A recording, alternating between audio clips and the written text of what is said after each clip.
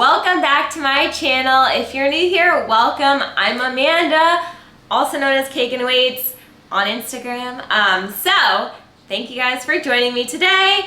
We are going to be talking about intuitive eating and weight loss because I get this question a lot. So the question, can you lose weight while intuitively eating? I do have notes here in case I do look off to the side. I just want to make sure I'm covering everything in order. So let's first go over what intuitive eating is. Intuitive eating is basically listening to your body's hunger and respecting it and, eating according to your body's hunger and cravings. So with intuitive eating, if you're working to lose weight, you're working to manipulate your weight in some sort of way, weight loss, weight gain, your hunger hormones, your metabolism is going to be set at your current weight, right? So with listening to your body's hunger hormones, it's going to have you maintain your weight for the most part.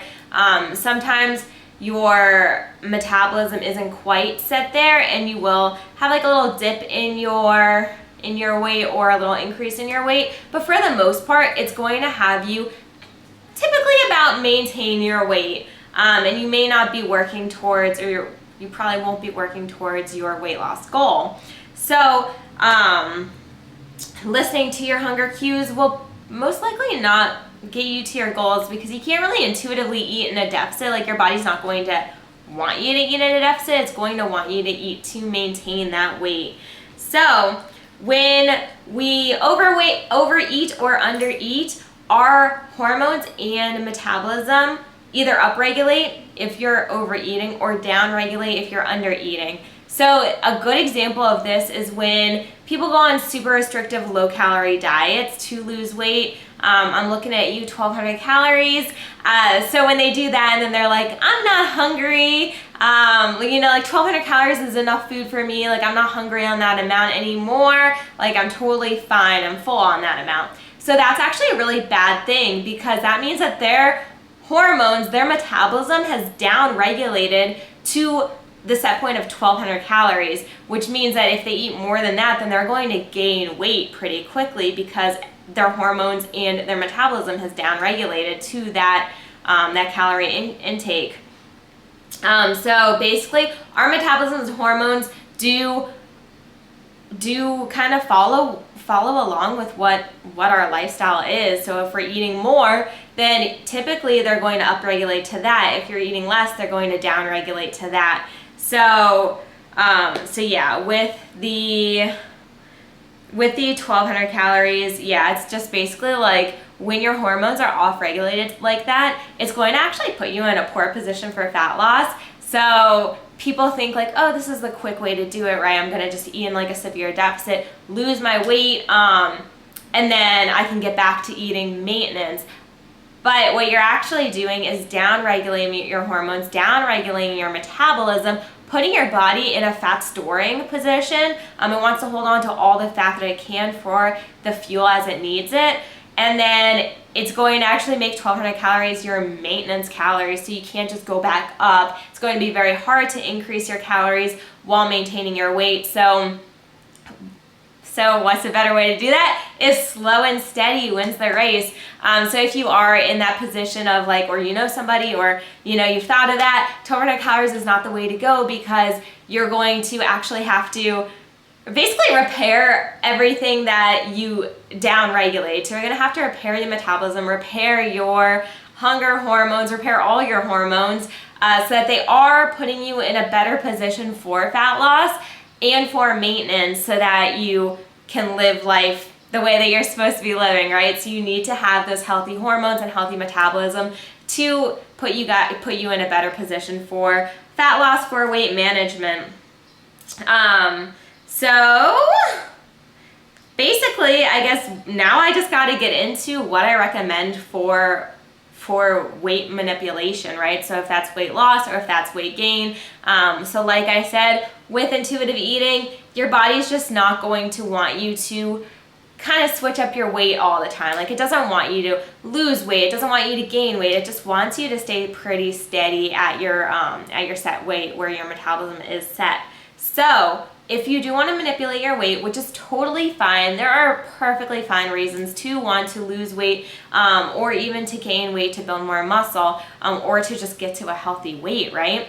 So if you are in the position that you do want to manipulate your weight, first of all, I'm here to tell you that that's okay, because I know some people go to the extremes of saying like diet culture is making you want to do that and like it's not necessary. But if you want to, then you totally can, as long as it's within healthy means, right? Which is, if you're watching this video, then it is within healthy means, right? Because you're following me and that's all I promote. I'm telling you to go slow and steady, and as long as you are staying within healthy weight ranges for a lifestyle, right?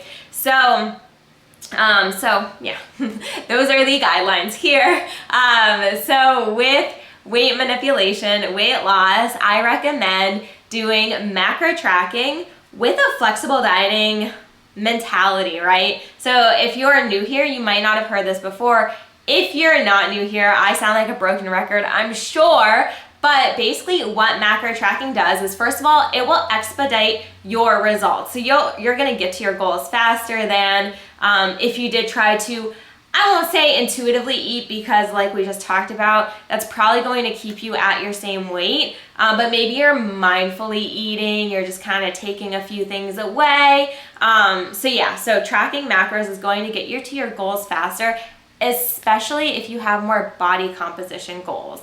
So if you know anything about my backstory, I was a calorie counter for like 5 years of lifting before I actually learned what macros were. As a result, I did not see any muscle definition, even though I was lifting super heavy. So I was skinny, but I wouldn't call myself fit in the sense that I had muscle definition. I wasn't toned, as they say. Sorry, I go off on rants and I forget what I'm talking about.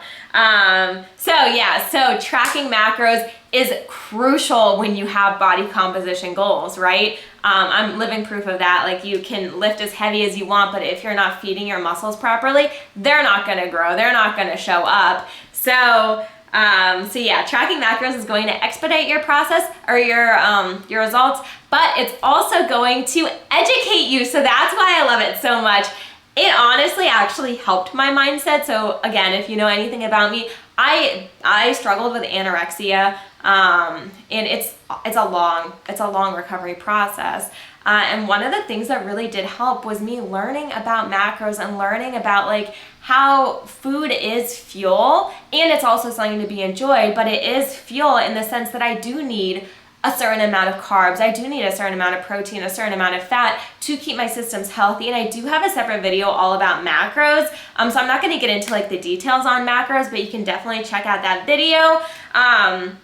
But with macro tracking, you learn about nutrition, right? And you learn about what your body needs. So it gets you to your goals faster, and you learn, you're educating yourself. Like, there's nothing more powerful than that. But especially learning what your body needs to get to the goals, to maintain those goals, that's crucial. And then you know what you can do from there. You can start to eat mindfully. So I never say after you've tracked macros that you're eating intuitively, because it's just not a thing that you're gonna do after you have all that education. You can't just forget all the education that you've learned along the way with macro tracking. So I say it's more mindful eating. Like, you're going to know that your body needs a certain amount of protein, like about this much at every meal. You're gonna know how many carbs, how much fat, you're gonna know what you need for your goals, right? And also another learning aspect with macro tracking is, at least the way that you should be doing it, is weighing your food out, because that's the most accurate, right? Measuring cups, measuring spoons, first of all, they're just very messy. Second of all, they're just not as accurate as weighing. So definitely a food scale is like $10. So definitely investing in a food scale, learning proper portion size, so that you can eyeball food, so that you don't have to track at some point when you do get along your journey. And this is all actually exactly what I teach my one-on-one coaching clients. So along the the time that they have with me. It's a 12-week program, and I actually teach them everything from the very beginning, like basics of what are macros, how do I get started with tracking, how do I get into flexible dieting, and all the workouts as well. And then we go through mindset work along the way, like mindset work, battling good food, bad food, battling body image, positive affirmations, all that stuff along the way, as well as all the healthy habits, biofeedback with stress, hydration, sleep, all that good stuff. And then they learn how to find their own macros, how to create effective workout plans, how to adjust those macros, because that's one thing. You don't just keep your macros the same along your whole journey. That's one thing that really gets me too with that 1200 calories is when you start your journey on 1200 calories, like clearly you're not adjusting downwards from there. The smarter way would be to just never eat 1200 calories really for the most part, but to start slowly and shave off calories as needed, right? If you're seeing progress at 1800 calories, awesome, let's keep those 1800 calories. Let's eat as much as possible while we're losing, because that's what's going to keep our hormones and our metabolism as healthy as possible. Anywho, I went off on another tangent there, but I teach my clients all of that along the way. And the last week of the program, there's a module in there that's called transitioning into mindful eating. So I know that a lot of people aren't, their goal is not to track for the rest of their lives. I go in and out of tracking and sometimes don't take it as seriously, but personally I do like to see those numbers. So sometimes I will just track like my main meals, because I do want to make sure I'm getting all my protein in there and eating enough fats or carbs, but maybe I won't track some of the snacks in there because I know like, okay, well that's going to add in like another 30 carb or something. So I know I'm good there. At least I have my protein in there, especially in a building phase, you know, can be a little more lenient there.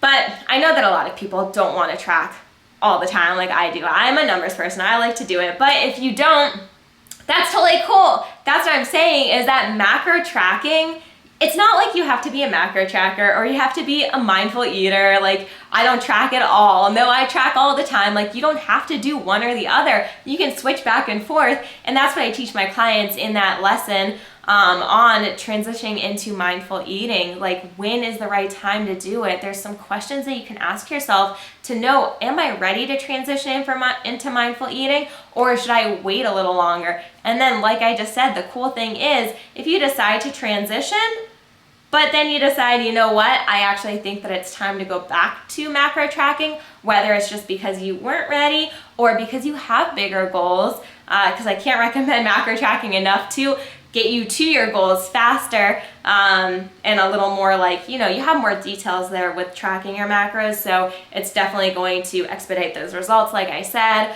But if you have big goals, then that's something that you might want to look into, right? Or go back to. So it's not like you have to do one or the other. Like I said, I go on and off of it.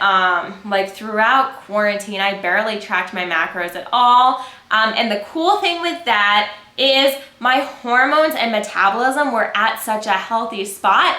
I maintained my weight throughout quarantine. Like, literally, my weight did not transition like more than like 2 pounds over quarantine. So that's the cool thing when you do have those healthy hormones, healthy metabolism. It's going to just keep you where you are and you don't have to worry about it. But when you are trying to manipulate your weight, then that's not going to be the position that you want to be in. If you're trying to lose weight, you don't want to stay where you are. So you can't just listen to your hunger hormones and your metabolism. So that's another really good example, I guess.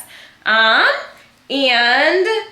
I think that that's all I have for you guys. So definitely, I can always make another video on like when to transition into mindful eating if you want, because yeah, there are definitely some questions to ask there, and there's also a method along the way. That's what I teach my clients in that last module too, is the method to go about transitioning, because you probably don't want to go from macro tracking to, oh, I'm not going to track anything ever again, like ever, you know? You want to ease into it slowly, just for mental benefits, because when you get into like seeing those numbers, it can be kind of hard to just like stop completely, but also just to like, you know, keep your feet a little wet in there and make sure that, okay, yeah, this is about what I ate yesterday, the portion size. So yeah, I think I definitely am doing well. I can definitely take another day off.